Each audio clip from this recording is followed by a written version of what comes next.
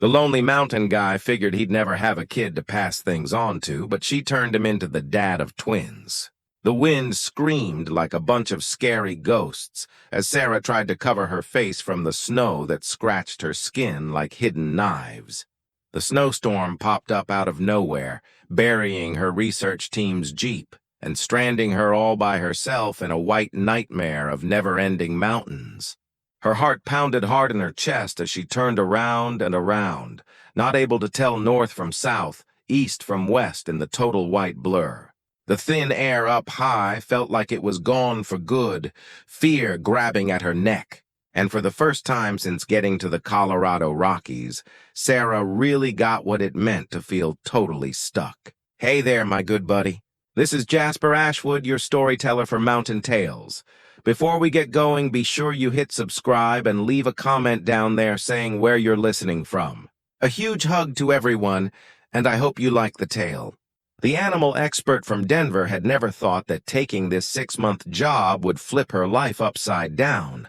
Sarah had been picked to run a saving project for rare mountain animals. Her skill in gene mixing and baby making was known all over the country. At just 29 years old, she already had stuff printed in big science magazines and a name for fixing tough problems. But right then, lost and on her own, her school smarts and prizes didn't help at all. The funny twist was mean. She spent her life fixing dying family lines, but now couldn't even fix herself. That's when Sarah heard far-off sounds of feet stomping through the snowy path. Through the white wall of the storm, a dark shape showed up like a dream coming real. A super cool black horse came out of the snow mist, and on it was a guy wrapped in thick mountain clothes that kept him safe from the weather. His eyes were the only thing you could see on his face, and even far away, Sarah felt the power of that sharp look. He rode right to her with skill that beat the storm's anger, sticking out his arm with quiet boss vibes. Sarah waited just a second before taking that strong hand that yanked her up onto the horse like she was super light. His body was hard as rock behind her, a tight arm around her middle as the horse rushed through the storm.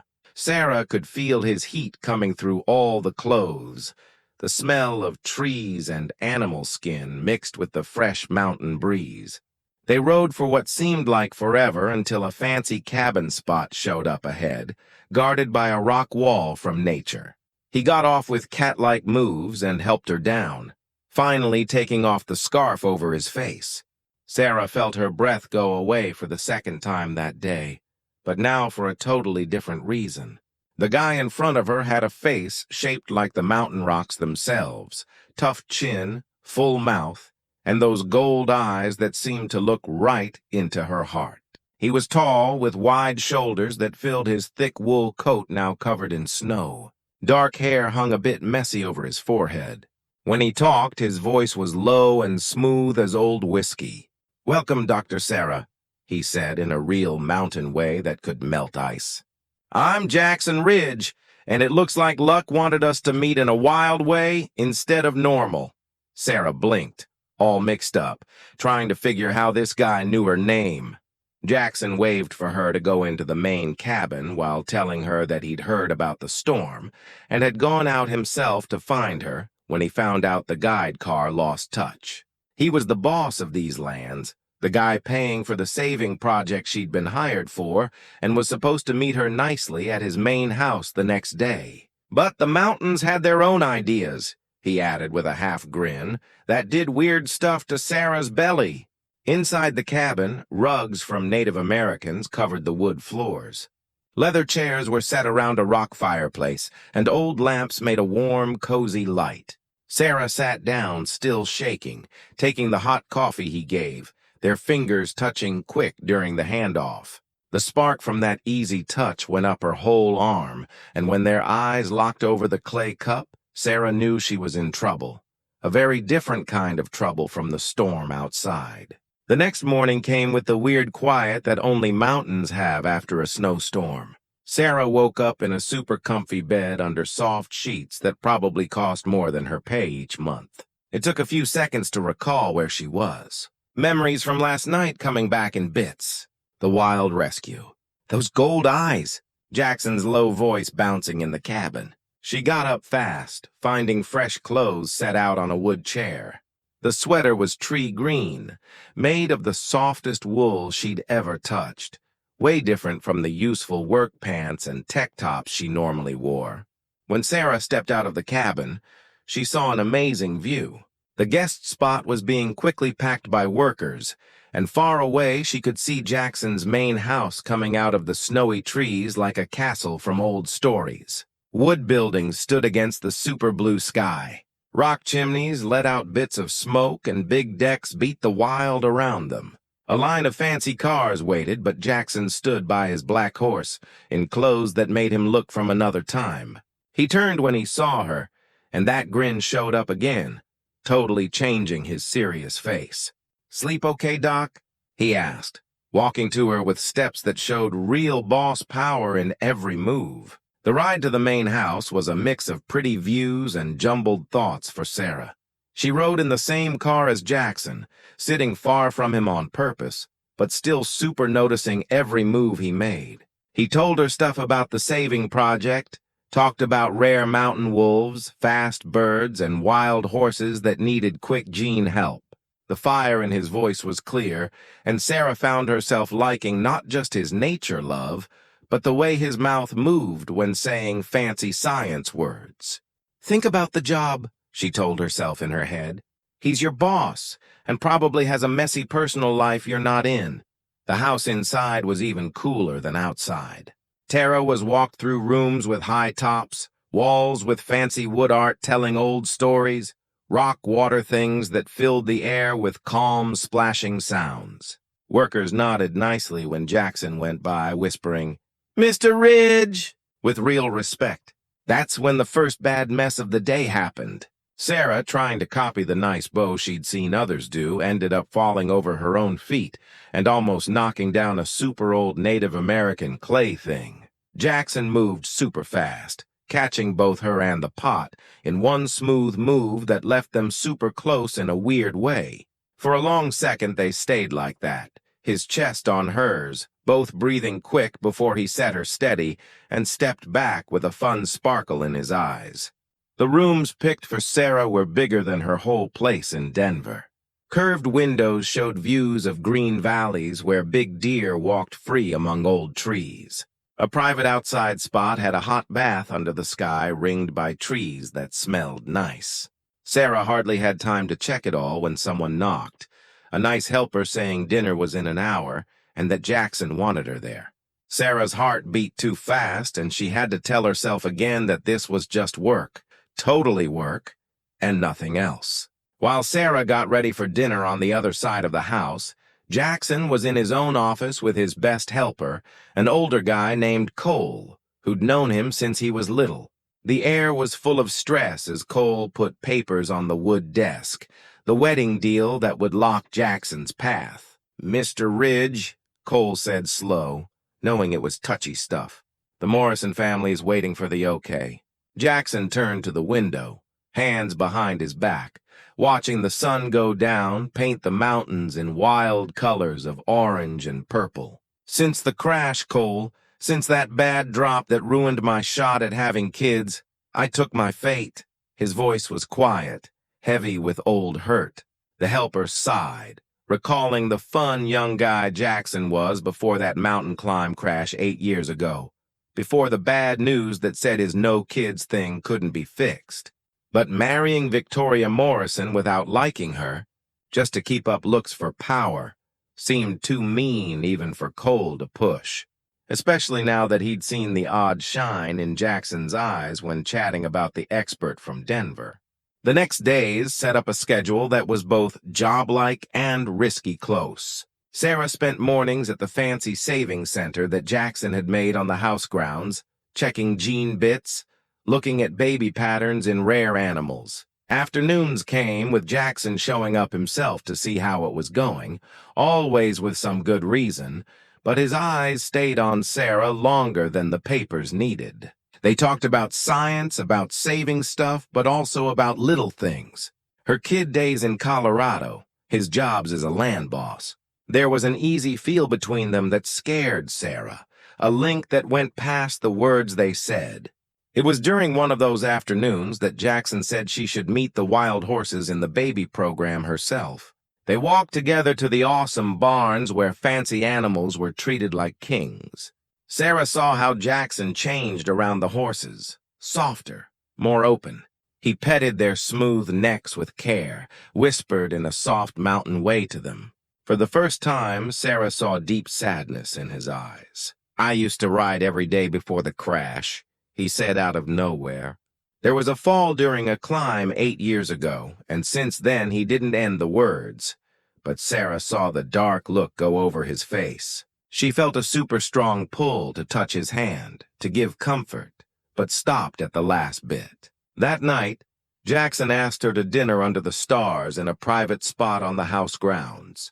The table was set with easy style. Candles floated in little bowls of tree water, and the food was a burst of tastes Sarah had never had. They talked about stars, Jackson pointing out lights and telling old tales his grandpa taught him.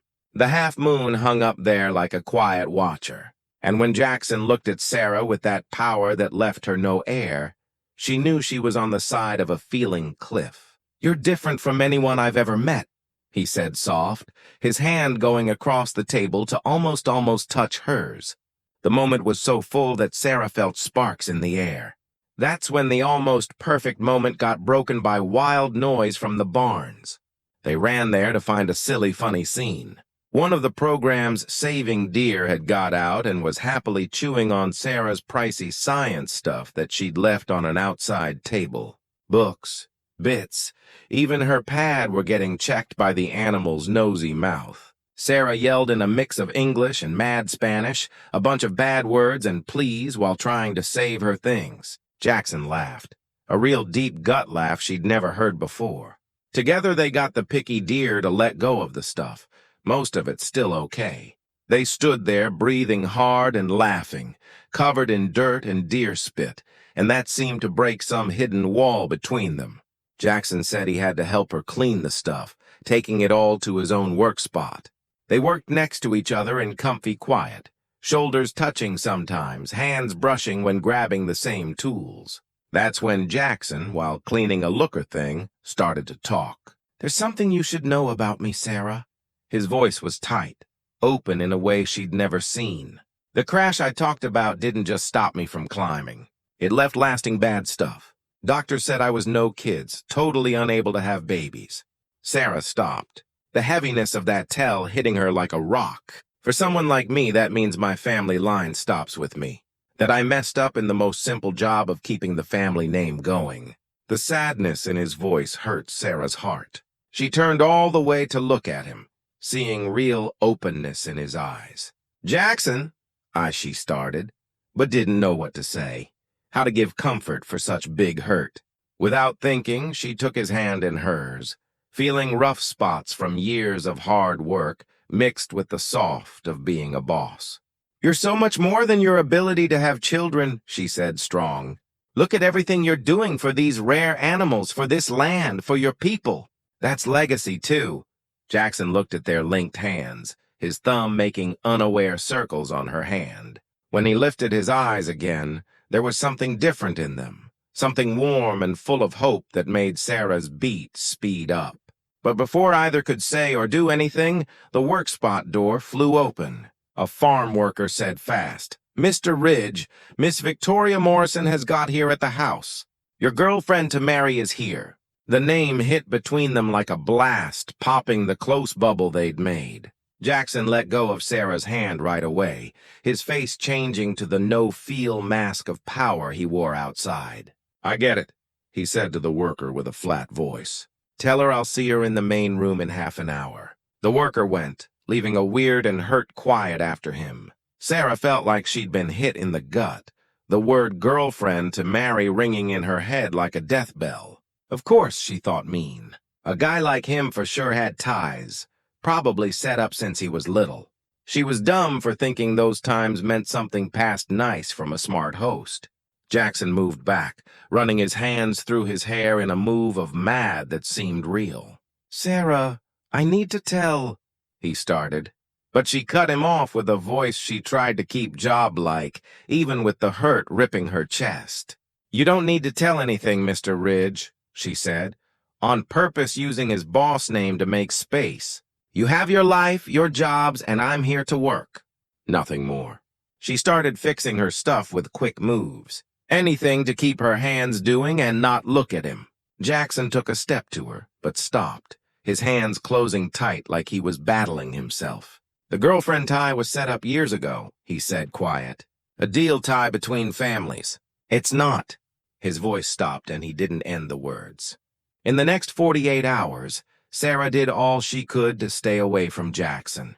She dove into work, spent more time in the lab, took her food in her rooms instead of group eating spots. But the house seemed to plot against her. And sometimes she heard bits of talks about getting ready for the big girlfriend tie news. Victoria Morrison's being there was hard to miss. She walked through the house like she owned it already, her loud boss voice bouncing off walls. Sarah saw her once, a pretty woman with fancy clothes, shiny stuff, and a look of being better that made her seem like she was always smelling something bad. It was during a rare walk in the yards that Sarah finally met Victoria right on. The woman was checking flower setups with a picky look, griping to a helper about the pick of wildflowers for the girlfriend tie event. When she saw Sarah, Victoria looked her up and down with eyes cold as ice. "Oh, you must be the expert from Denver," she said with a grin that didn't hit her eyes. "How cute having someone so plain working here." Sarah felt the put down but made herself grin nice. "I'm the gene expert in charge of the saving program," she said back, keeping her voice even. Victoria gave a looking down little laugh. "How sweet playing with animals. I'm sure it's very fun for someone like you." Before Sarah could say back, Jackson showed up on the path, his look fast going between the two women. The stress in the air was thick enough to slice with a knife. Jackson put himself a bit closer to Sarah, a small move that Victoria's sharp eyes caught. "Dr. Sarah is one of the top experts in her work," he said with a cold in his voice that Sarah didn't know. "We are lucky to have her running this key project." Victoria made her eyes small, thinking before pushing a too nice grin. "Of course, darling. I'm sure she's very good." The word darling sounded owning and on purpose, a clear my spot sign. Jackson didn't say back to the sweet word.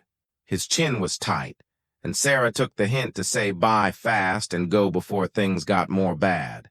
Later that night, while Sarah worked in her lab, trying to keep her mind busy with numbers and pictures, Jackson showed at the door. It was almost 2 a.m., and he was clearly tired, with deep marks under eyes that still made her heart jump. "We need to talk," he said, no intro. Sarah sighed, saving her stuff and finally turning to look at him. "About what?" she asked, trying to sound easy. Jackson shut the door behind him, coming slow. "About this," he said, waving between them. "About what's going on between us. I feel it, and I know you feel it too." Sarah wanted to say no, wanted to guard her heart, but the power in his look broke all her walls. "It doesn't matter what we feel, Jackson," she said back, her voice cracking a bit. "You're tied to Mary, and I'm not the kind of person who jumps into that mess." They stood there, the space between their bodies getting risky small, when suddenly Sarah saw something on her screen, a pattern in the gene info she was checking, something that made her feel cold. "Jackson," she said soft, looking fast between him and the screen. "You said the doctors did all tests after your crash." He nodded, mixed up by the quick switch, but did those tests include full-body chemical checks, new baby profiles? Jackson made a face. "I'm not sure for sure." It was 8 years ago. They looked mostly at the body hurts and did basic checks then. Sarah's heart started going faster, an impossible idea building in her science mind. "Jackson, I need to tell you something, but first I need to be sure."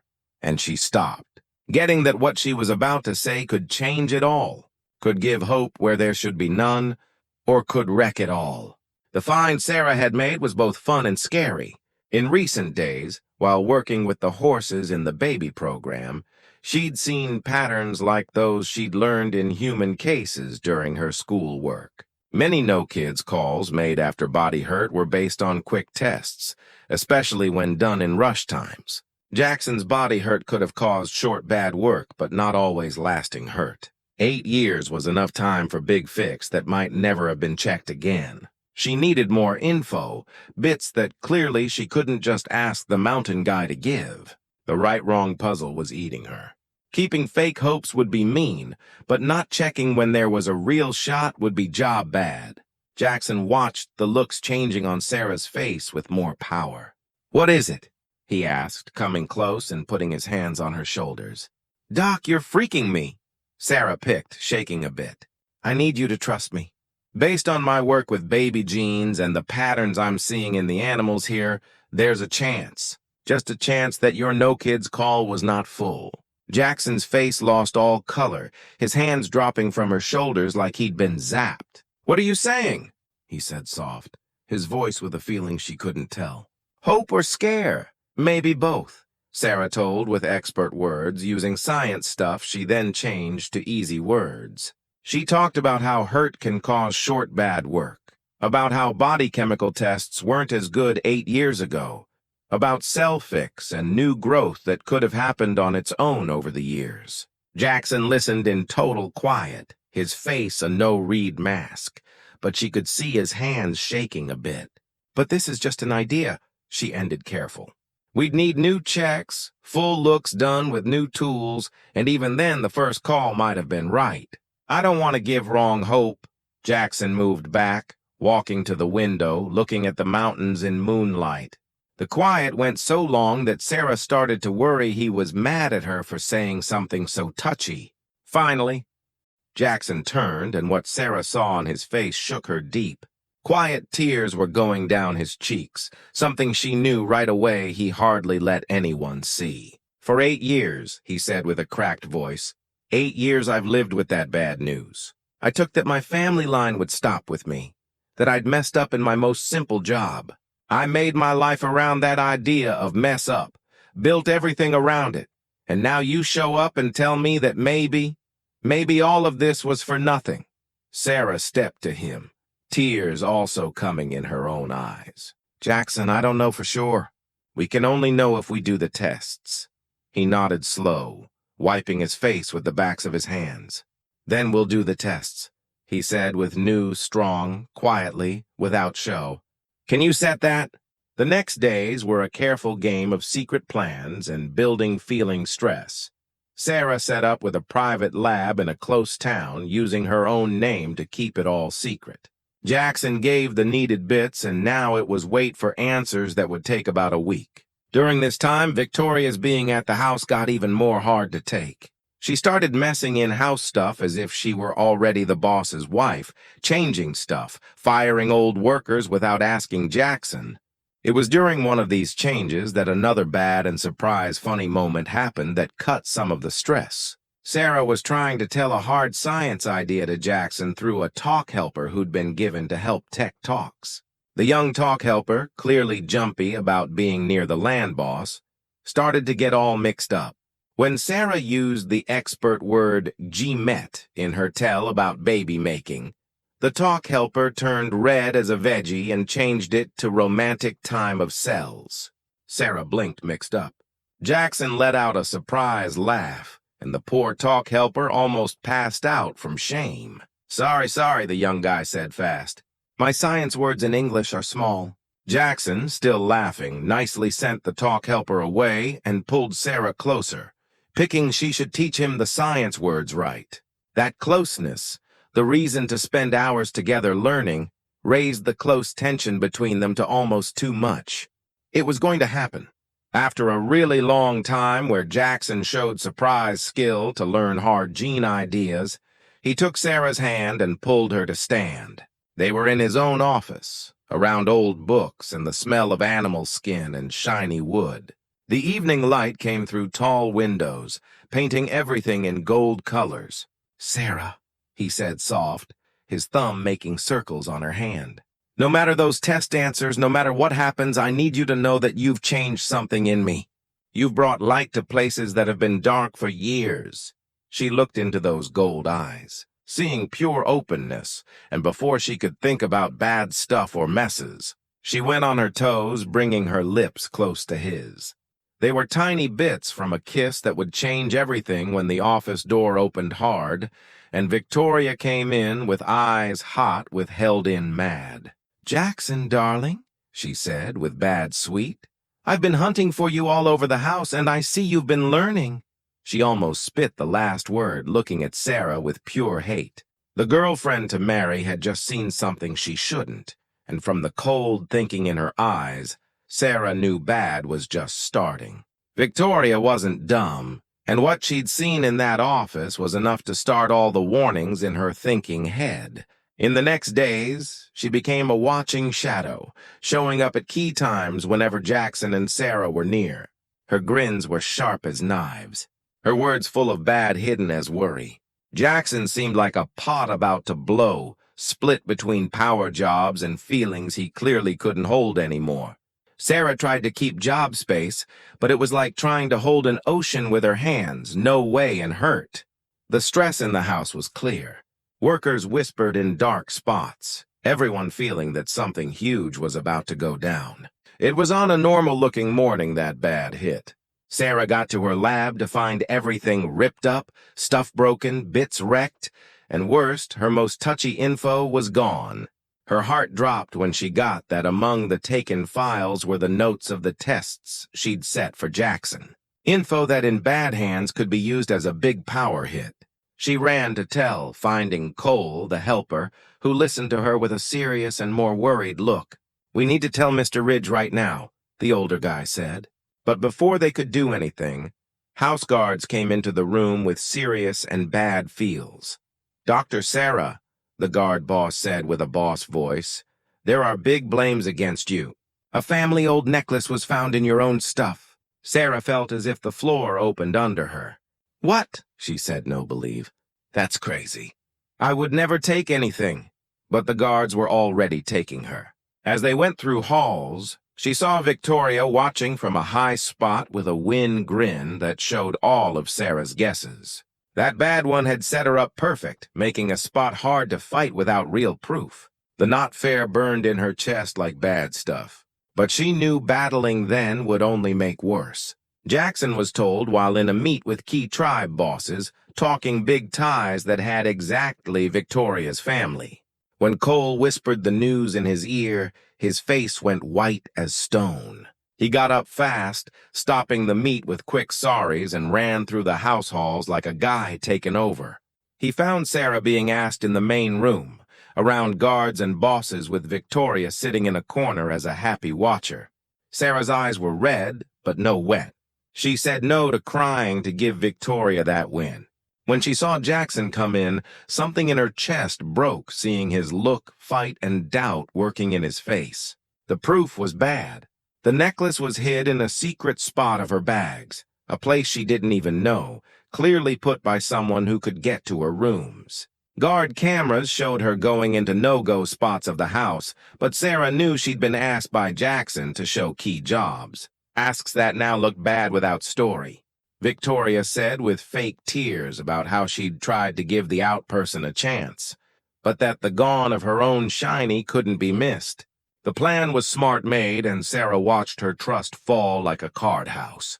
"Jackson, you have to believe me," she said with a strong voice, even with the shake in her hands. "I didn't do this. Someone is setting me up."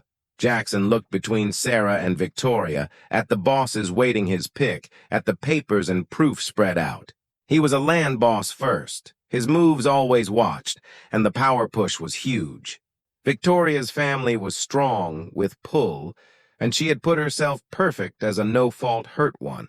When Jackson talked, his voice was dead, no feel at all. "Dr. Sarah will be taken to the town and put on the first plane back to Denver. Her job has ended right now." The words hit like kill calls on Sarah's heart.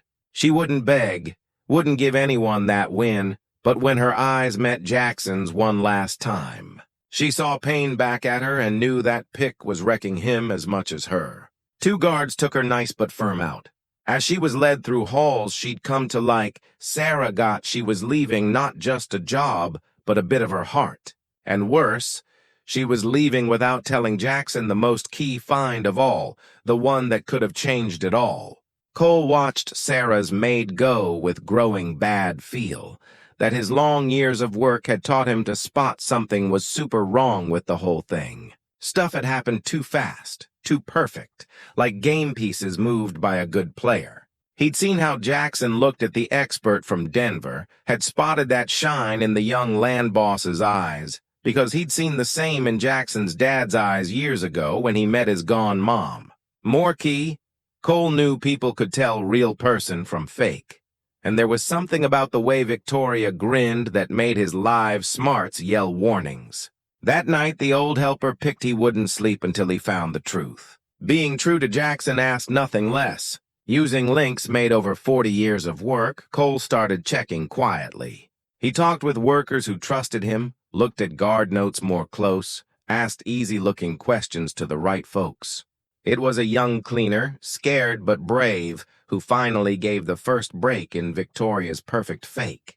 The girl had seen Lady Victoria leaving Sarah's rooms 2 nights before the mess, carrying something hid under her cover. When pushed nice, the cleaner said she hadn't told because Victoria had scared her with firing if she talked about anything she saw.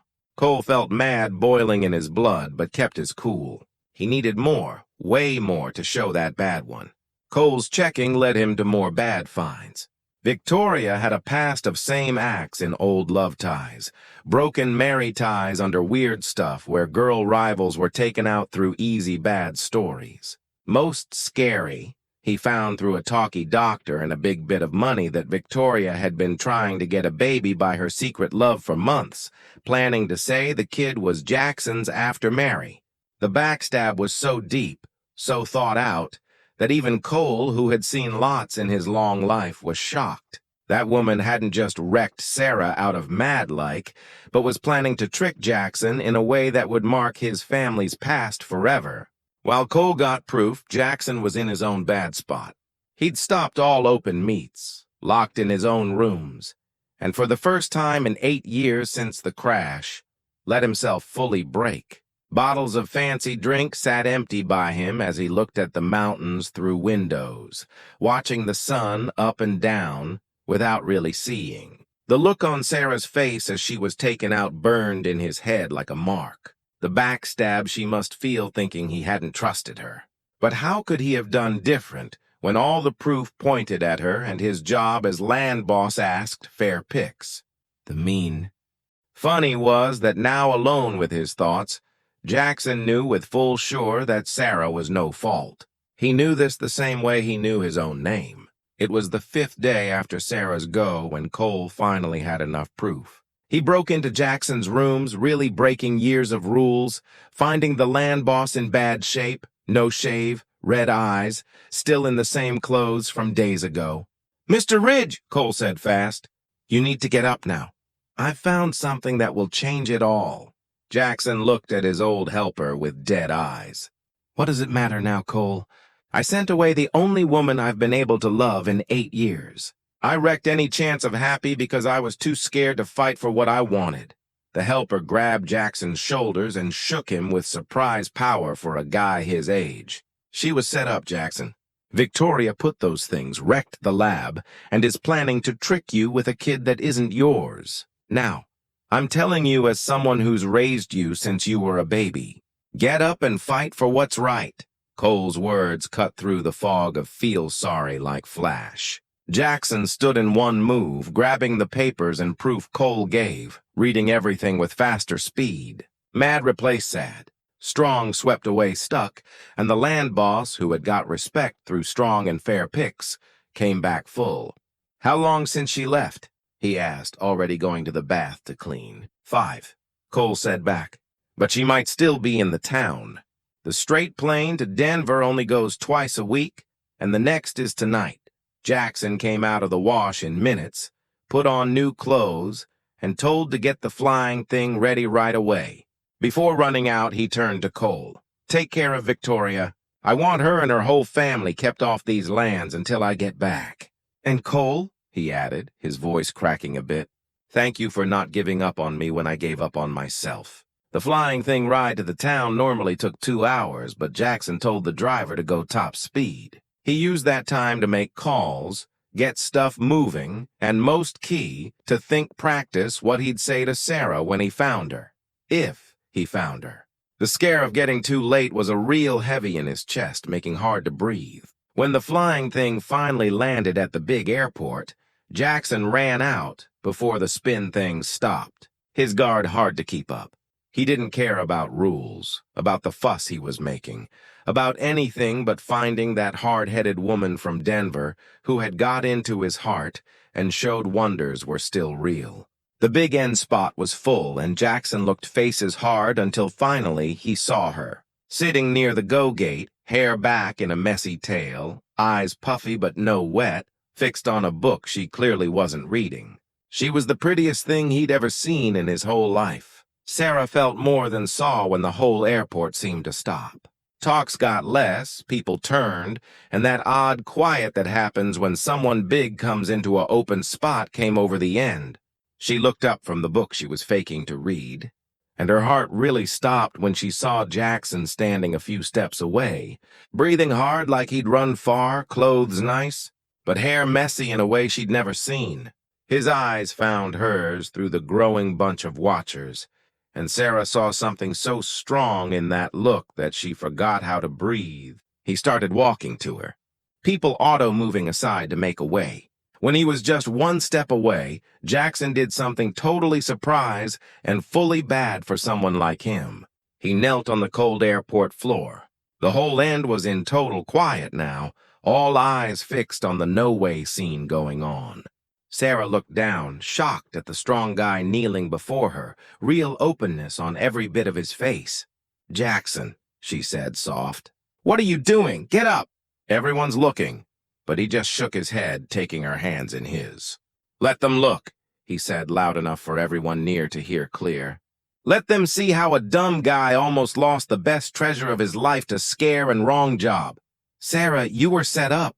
I found everything." Victoria said yes under push from proof my helper found. "You're no fault, totally no fault, and I should have trusted you from the start. Should have fought for you, no wait." Tears started going down Sarah's face. Weeks of hurt and not fair finally letting go, but mad was also there, bubbling under. "You sent me away," she said, her voice cracking. "You blamed me without even giving me a real chance to say my side.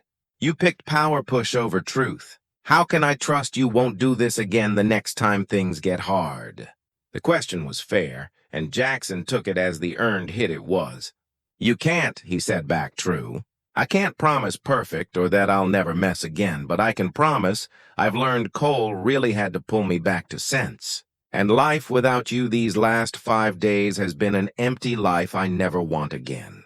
That's when the time happened that would break any left stress. Airport guards, not knowing Jackson at first in his rush, came trying to break up what they thought was some kind of open mess. "Sir," one said, touching Jackson's shoulder, "you're going to have to get up and stop bugging other flyers." Jackson's own guards moved right away, making a people wall. Suddenly, there was a funny standoff with airport guards on one side, mountain guards on the other, and Jackson, still kneeling in the middle, holding Sarah's hands. One of the airport guards finally looked closer and went white when he knew the land boss. "Mr. Ridge, so sorry, didn't know you. Please forgive." Jackson waved with one hand, not letting go of Sarah with the other. "You're forgiven. Now, give me a few minutes here, no stops. Please, I'm trying to win back the woman I love." The open say echoed through the end. People started taking pics and videos, and Sarah knew this time would spread fast in hours. But none of that mattered next to what Jackson had just said so open. He loved her, had said it for the whole world to hear without caring about power bad or people talk. Sarah felt the last walls around her heart fall. "You're a hard dumb," she said through tears and laughs. "Who made me hurt bad?" Jackson grinned, that bad grin that could melt ice. "I am," he said. "No, wait, a full and total dumb who's asking for a second chance." Before Sarah could say back, she recalled something key amid the feel of making up. "Jackson," she said fast, "there's something you need to know." Something I found before everything broke. She looked around at the bunch, still watching with fun. But maybe we should go somewhere more alone first. Jackson finally stood, pulling Sarah with him and linking his fingers with hers in a way that showed he didn't plan to let go soon. He waved to his guards, who fast set access to a private fancy room at the airport. Once alone, Jackson turned to her with weight and jumpy mixed in his face. "What did you need to tell me?" Sarah took a deep breath, getting ready to show the info that would change it all. The test answers came to the lab the day before the mess with the shiny. "I didn't have a chance to tell you because everything happened so quick." "Jackson, your call was wrong. New checks show your baby count is in normal spot, a bit low, but for sure working. You're not no kids, Jackson. You never fully were. The hurt caused short bad that fixed on its own over the years, but no one ever did the checks again to say you can have kids." The info hit Jackson like a snowslide. He really wobbled, having to hold the wall behind him, his face going through 1,000 looks in seconds. Shock, no believe, hope, happy, and finally pure tears of let go and thanks. He fell into a chair, covering his face with his hands, and Sarah heard him cry in a way that both broke and fixed her heart at once. She knelt before him this time, wrapping him in her arms while he took in 10 years of hurt being changed in one time. And when Jackson finally lifted his face, he pulled Sarah into a kiss that had all the feelings words could never say good. The kiss got stopped by fast knocking on the fancy room door. Cole came in without waiting for OK, his usually calm face showing stress signs. "Mr. Ridge," he said quick, "we have a mess. The tribe group is in fast meat called by the Morrison family. They're asking you keep the Mary deal or face bad power stuff." Jackson stood, his stand quick, changing from open love to strong leader. "Then we'll face them," he said with a hard voice. "It's time some old ways were pushed." He turned to Sarah. "Come with me. I want you by my side when I do this." The flying thing ride back was stress. Jackson told Sarah the mixed power way of his spot, how the tribe group had big say in land ties and old Mary. The Morrison family didn't just have money, but also ran key water stuff and drew from big groups. Pushing them open could make mess that would take years to fix. But Jackson was set. "I've spent 8 years living by others' wants, taking a path I was told was no way out. No more. If they make me pick between my people and my happy, I'll find a third pick." Sarah held his hand. "I'm not asking you to start a people fight for me." He kissed her fingers. "It's not for you, though you'd be reason enough. It's for me for showing I can be both the boss my people need and the guy I want to be." The house was in a mess state when they got... Workers whispered jumpy. Guards were put smart and stress was clear in the air. Jackson didn't go straight to the group room. Instead, he took Sarah to his own rooms. "You need to change," he said. "Where we're going needs right clothes." He called makers who made in fast time a pretty dress for Sarah, made in deep blue soft that perfect matched her eyes, with silver lines that caught the light. When she came out of the try-room, Jackson stopped in the middle of putting on his own boss clothes, just looking at her. "You're totally breathtaking," he said with a rough voice. The group room was big with high tops with old Native American art, walls covered with story cloths from long ago.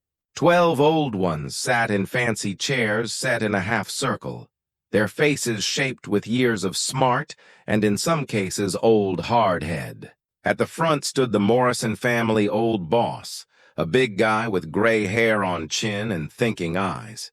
Victoria stood by her dad, still keeping a fake of hurt no fault. When Jackson came in with Sarah at his side, shock was clear on some faces. "Jackson Ridge," yelled the Morrison old boss, "you bad old deals between our families by bringing this out person into these holy rooms." Jackson walked to the middle of the room. Sarah staying a bit back, but clearly there as a say. "I respect this group and the old ways it stands for." He started with a strong voice that bounced off rock walls. "But I cannot and will not keep a deal based on lies and tricks." He waved to Cole, who brought boxes of proof. "My set bride, Lady Victoria, fake blamed my science guest, wrecked key saving work, and planned to trick me with a kid that isn't mine. I have paper proof, see people, and say yes. The quiet that followed was full. The Morrison old boss turned red with mad or shame. It was hard to tell. That's when something surprise happened. One of the oldest old ones, a guy who must have been near 80 and who hardly talked in meets, hit his walk stick on the ground asking for look. "Let the old one talk," he said with a surprised, strong voice. Everyone turned to him with respect. "I've been on this group for 50 years. I knew Jackson's grandpa and his dad before him. I've seen many set marry. Some worked, many didn't. But in all these years, I've never seen a boss fight with such fire for what he thinks is right." He stood slow, holding his walk stick, and walked to where Jackson and Sarah stood. "This young woman," he pointed to Sarah, "you say she's an out. Not good.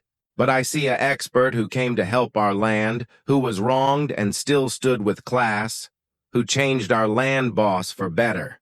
The old one turned to the group.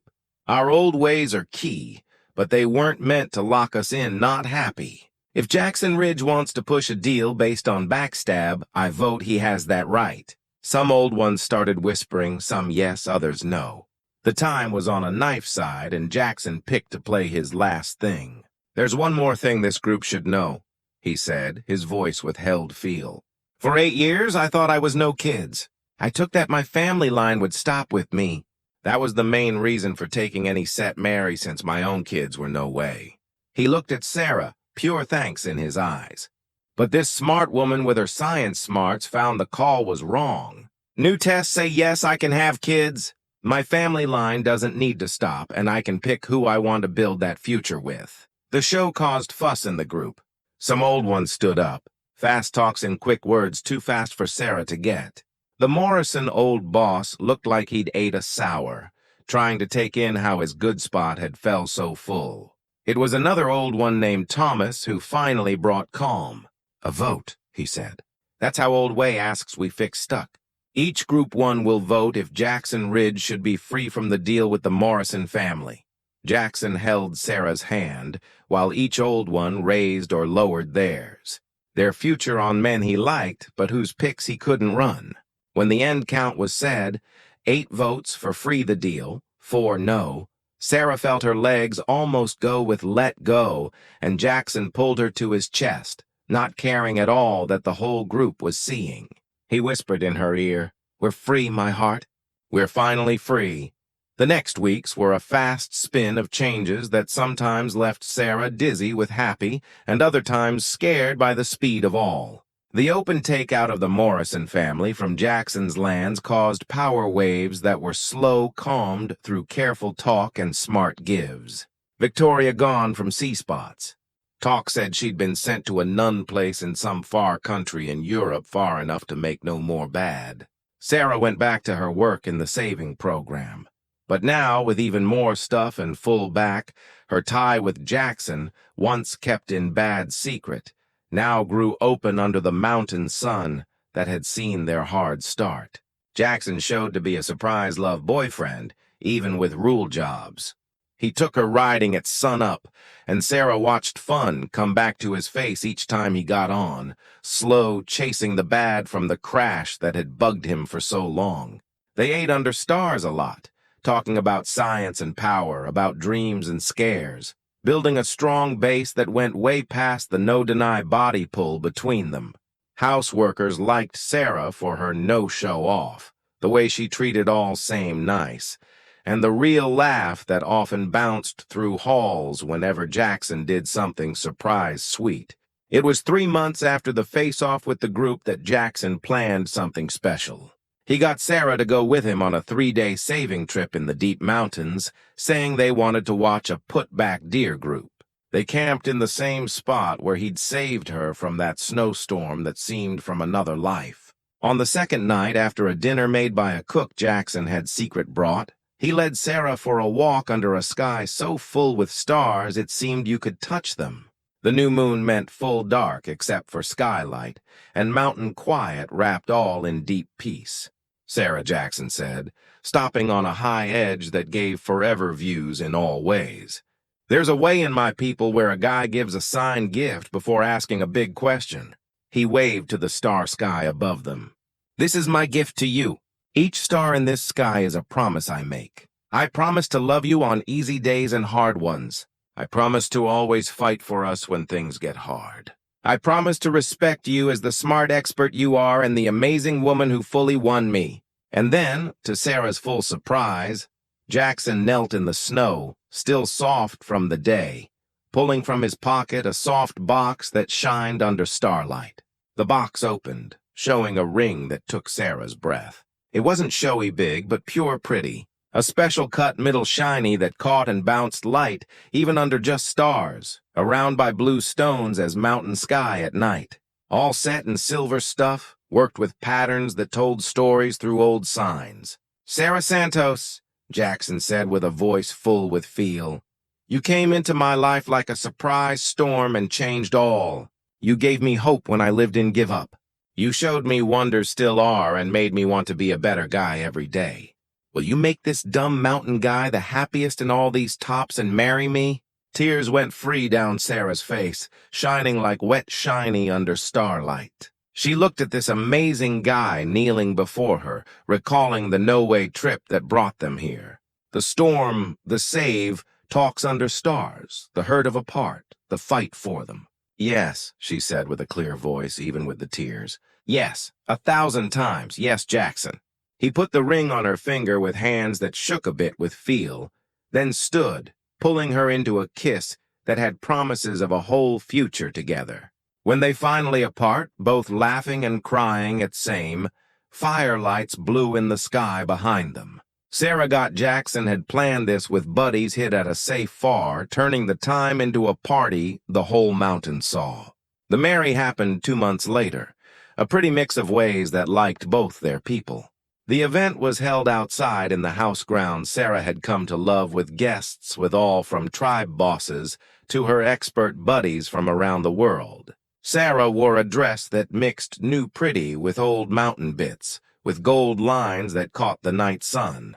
Jackson was perfect in boss white clothes that made him look like a story prince, but his eyes stayed only on his bride walking to him. Cole ran the event with proud tears in his eyes, and even old Thomas from the group was there grinning his okay. The promises they said were made by them, perfect mixes of love says and real does that showed who they really were. Jackson promised to always back Sarah's science wants, never let power kill their love, and learn to make Brazilian sweets that she missed so much. Sarah promised to help him carry the heavy of boss, teach their future kids about both their ways, and try to stop falling over her own old clothes during boss events, which got warm laughs from guests. When it was said they could kiss as man and wife, the kiss was so strong that some of the more old ones quietly made faces, but all were grinning. The after-party was a bash that would go 3 days full, by old way, with songs, dancing, lots food, and parties that joined people from lots of different places. Sarah danced with Jackson under lights floating in the night sky, their laughs mixing with old songs played by long old tools. She met his aunts who hugged her like a found girl, family who dared her to surprise race deer, and workers who quiet thanked her for bringing fun back to the land boss they liked. It was a magic night Sarah knew she'd recall for the rest of her life. Not for the big details, but for the small times, Jackson whispering, "I love you," in her words, with bad but cute sound and try. The way he held her hand as if scared she'd go. The grin that wouldn't leave his face no matter time going. 6 months after the marry, Sarah was in her lab checking info when she felt sudden known sick for the 3rd morning in a row. Her heart started going faster with a chance she hardly dared think. Quiet, she did the needed checks, looked and re-looked answers, and when she was fully sure, she careful planned how to tell Jackson. That night, she led him back to the spot in the mountains where he'd asked, where stars saw the start of their trip together. Jackson, knowing something big was going, but no guess what, followed jumpy and nosy. Under the same star sky, Sarah took his hands and put them on her still flat belly. "Those tests I did months ago didn't just prove you could have kids," she said through happy tears. They opened the way for this wonder. "Jackson, I'm with baby. We're having a baby." Jackson stayed full still for 3 full heartbeats, taking in words that changed no ways into real. Then he let out a yell of pure happy that bounced through the tops, picked up Sarah and spun her in the air before careful recalling she was with baby and nice, putting her back on the ground. He fell to his knees, pressing his face against her belly, and Sarah felt his tears wetting the cloth of her dress. For long minutes they stayed like that, Jackson kneeling, hugging her middle while she ran fingers through his hair, both taking in a wonder that science told, but felt magic anyway. "We're going to have a child," Jackson said again in wonder. "Our child, blood of both of us, living proof that giving up is never the answer." Sarah grinned through her own tears. "And our child will have the most amazing dad, a guy who turns mountains into gardens and no ways into real." The with baby months went in a fast of fun gets ready and too much care that sometimes made Sarah laugh at Jackson's worry. He hired the best baby doctors, made a kid room that looked more like a baby pretty show, and read books about dad with care normally saved for rule stuff. The whole spot cheered news of the kid coming. But for Jackson and Sarah, this went way past family job. It was about the family they were making together, about love that had made life where they said it was no way. When their boy was finally born on a clear spring morning, with gold eyes like his dad and a strong cry that filled the birth room, Jackson cried open for the second time Sarah saw. They named the boy Samuel Ridge, liking both their pasts and the trip that brought them together. But 3 months later, during a normal check, their doctor had surprise news. "Mr. and Mrs. Ridge," she said with a big grin, "I have some not-wait info. You're with baby again, and this time it's twins." Jackson's face went through every feel possible before staying on pure, too much happy. Sarah laughed until she cried, thinking about the trip from a no-kids mountain guy to a dad of 3 kids in less than 2 years. As they left the doctor's spot, Jackson carrying baby Samuel, while Sarah's hand rested on her growing belly, she thought about the no-way trip that had started with a snowstorm and was going with wonder after wonder. The no-kids mountain guy who thought he'd never have a kid to pass on was about to become the dad of 3 kids.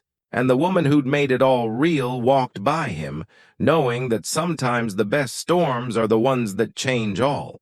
So people, if you went with this tale from the snowstorm to the promise of twins, I hope you were as touched as I was in saying it. Sarah and Jackson showed that sometimes the biggest wonders come looking like no ways, that real love fights even when all seems gone, and that science and heart can work together to change paths. If you like this trip through the mountains, please hit subscribe to The Spot for more tales that will make you think in happy ends. Leave your say telling what you thought, what your best bit was, and don't forget to hit that bell so you don't miss any new tales. Until next time, and recall, never give up on what seems no way.